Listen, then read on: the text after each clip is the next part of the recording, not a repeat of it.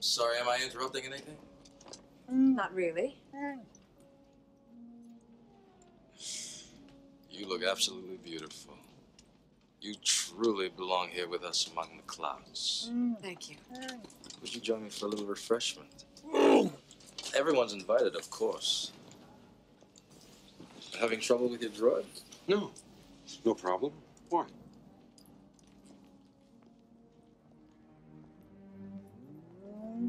The debonair Billy Dee Williams. I'm David Levin, and this is another gregarious episode of Pop Goes the Culture.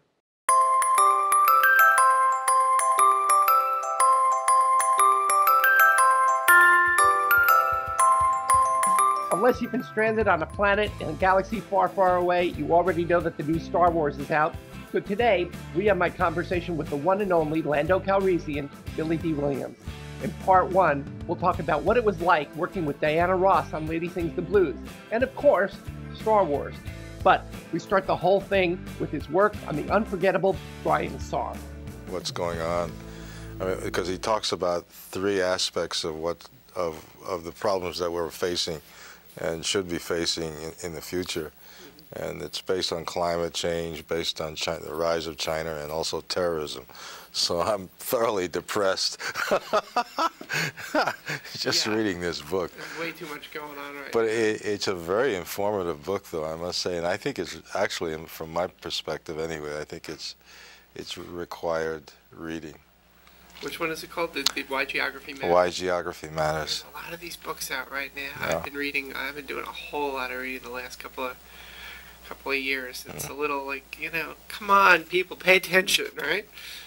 Well, this guy is a geographer, so he feels that that people have gotten away from the whole question of the distribution or redistribution of the whole geographical the geography of the world. Right. And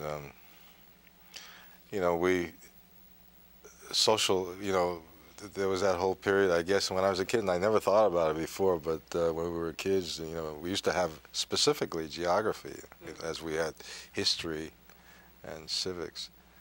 You ever notice you go traveling and everything looks the same now, right? Yeah, but then it turned to social studies. It turned into social studies, which was, history, civics, and geography. But I think we probably need to get back to really looking at the world in much more specific terms. The world gets smaller every day, too, doesn't it? Yeah. It's all interrelated, but you go someplace, it is different, even though it starts to look more and more the same. You start to see the McDonald's and the Starbucks and the KFC in foreign countries. Yeah. Well, I think that we're all really at least from the way I see it, I think we're in a kind of a process now where I think we're really redefining ourselves in the world. Where do you think that's going to go? Well, it could go in one or two places. Total absolute chaos, and it looks like it seems that way. But I think I think what will happen probably, I think that which is something that I remember reading about years and years ago by two other professors from Harvard. I had a book I used to use as a reference called The Global Reach, and it was a very it foreshadowed a lot of stuff that's going on today. But I think that economics, the geo-economic quest, is going to be the thing that will probably keep us from actually, literally, annihilating each other. Something. Yeah, because I think we can, if we compete on that level, I think everybody benefits from it. I mean, there are always losses, but there are more benefits to it seems to me. Yeah, hopefully things will turn around a little bit. The pendulum always seems to swing. The only people I think in this book addresses the terrorism. I think those are the only people you have to be very, very careful about, because you got a lot of crazy people out there. Yeah. And if they get I think the biggest problem we have, obviously, is the weaponry in the world. I mean, it's getting bigger and bigger. You know, years and years. You know, it's generations ago, centuries ago, we didn't have the kind of weaponry that we have today. Yeah. It's a little scary. Let's talk about less scary stuff. Okay. Let's talk about movies, Okay. TV shows. Okay. It's,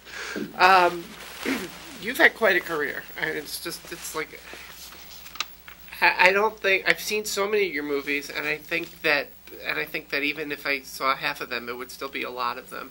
But I was looking, and I had forgotten about Brian's song, which was one of my favorite movies growing up. Mm-hmm. And let's start talking about that, because it was like a real sort of landmark for movies and TV movies and everything else. Yeah, well, you know, whenever anybody asks me about that experience, for me, it was an act of love. The whole total absolute. It was one of those absolute moments, that, you know, those rare moments. It looks like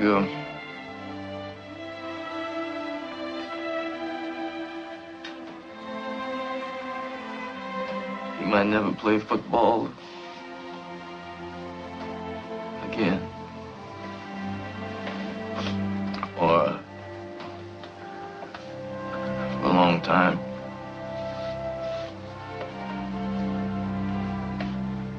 And I think we should dedicate ourselves to give our maximum effort to win this game. And give the game ball a pick. It was interesting how it all came about. You know, I was breaking up from my second wife at the time, and I was very depressed.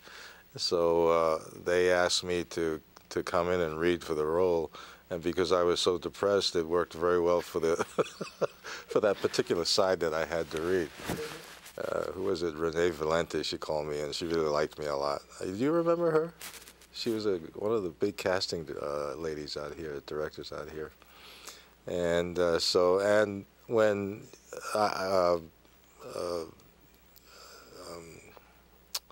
Jimmy Caan and I met each other, I mean, there was an immediate chemistry.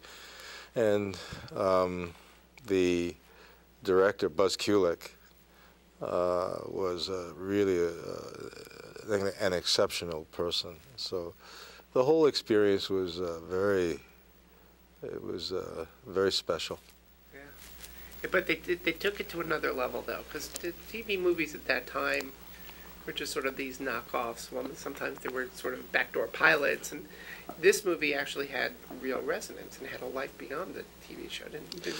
Yeah, well, you know, actually, they thought about doing it as a feature film, theatrical release, but then they decided to do it on television, and then because of the success on television, they decided to release it theatrically, but I don't think it worked out too well at that point. But I always felt, in my opinion, I always felt it was much better for television, for small screen. A lot of people saw that movie too.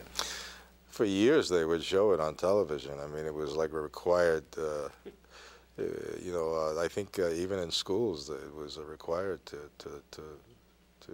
watch it. Well, you know, it had a, you know, I've run into guys, you know, all these macho guys who would always want to tell me, and I still run into them. They would always want to tell me how much they were impressed by the experience and how they were taken by the experience. Even going down south, I think it confused all the bigots down there. You know, they didn't. They didn't know what to make of it. They didn't know what to make of it. You know.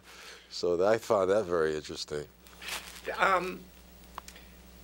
There were a couple of things about the movie that were very striking. The score was just, that song was so memorable. I mean, it was like Michel Legrand. It was a hit for a while, wasn't it? I guess, yeah. I mean, you know, radio airplay. I mean, yeah. Interestingly enough, when I did Lady Sings the Blues, he also did the music for that. You know, because Berry Gordy fell in love with that particular theme in the Brian song theme. Amazing. It certainly was a monumental experience for years. Yeah. What was it like shooting the film? Well, I mean, you know, hanging out with the Bears in Rensselaer, Indiana, I mean, that was a lot of fun.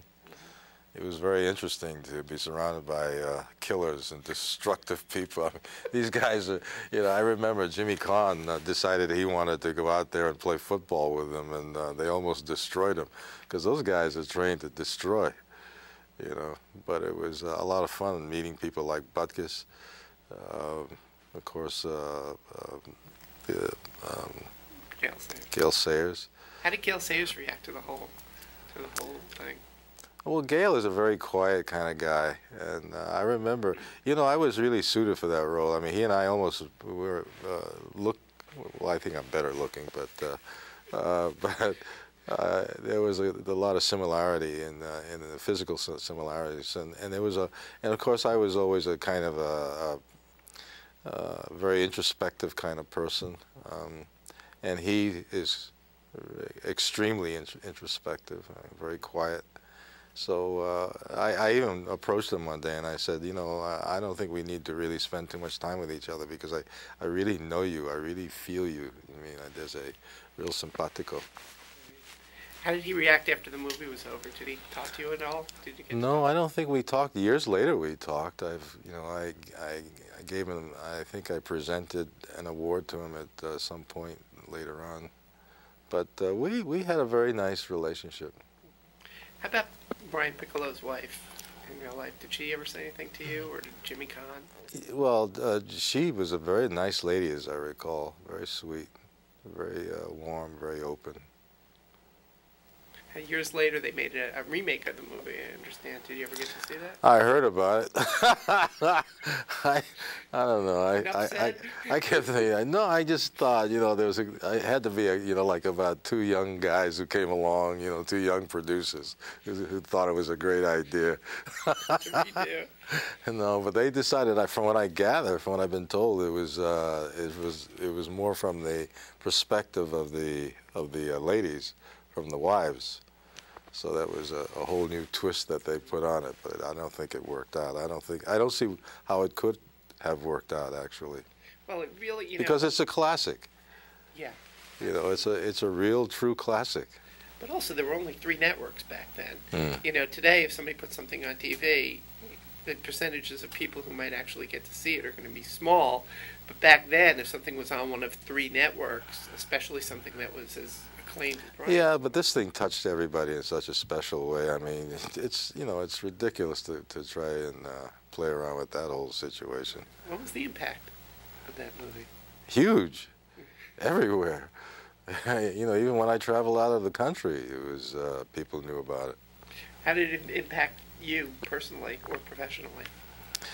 Well, I was nominated for an Emmy, you know, and I always said I should have gotten that Emmy, but at that time they weren't giving out Emmys to people like me. That's changed a little, hopefully, since then. Well, it's changed a lot, it seems, since then.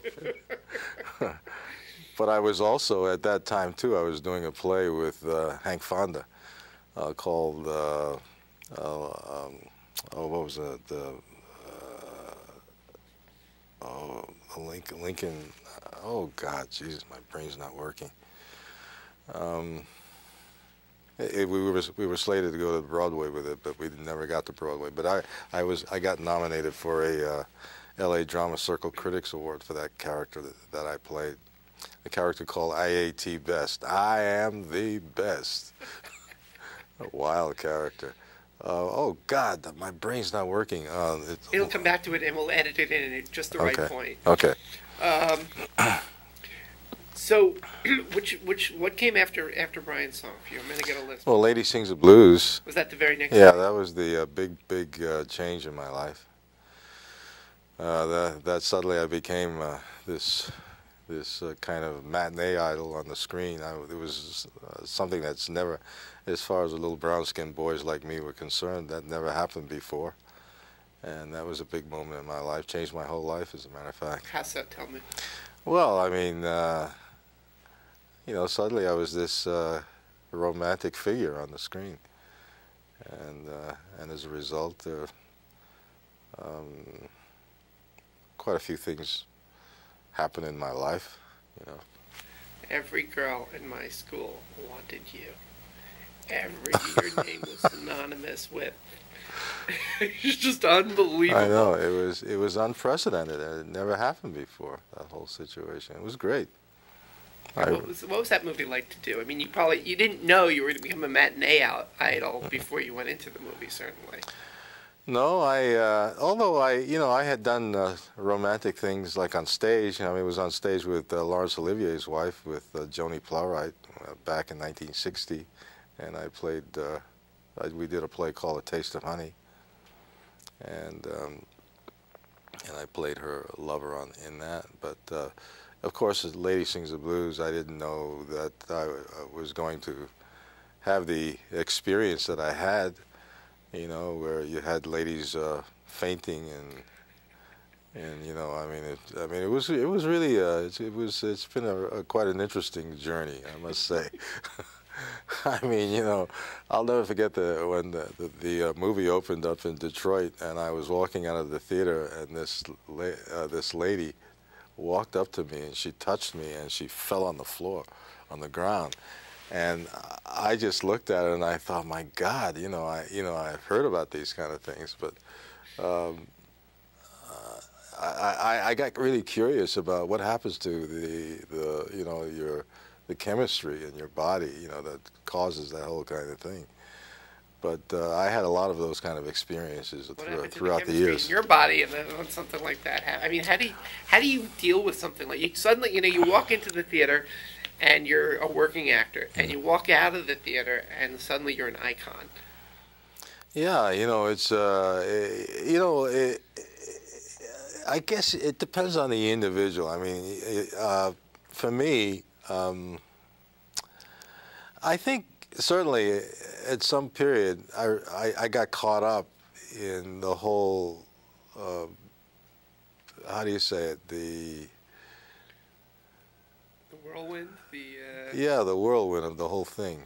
I got caught up in it, and I think, but then being a somewhat sensible human being, I realized that you had to kind of just let it be what it is, and not let it take hold of you. Yeah. It's staying grounded. Those kind of, you have to stay grounded, I think, and those things are, I don't know, I just think that, like everything else, that they come and go, and you have to know that. Right. Did the offers start pouring in after Lady Sings the Blues? Oh, yeah.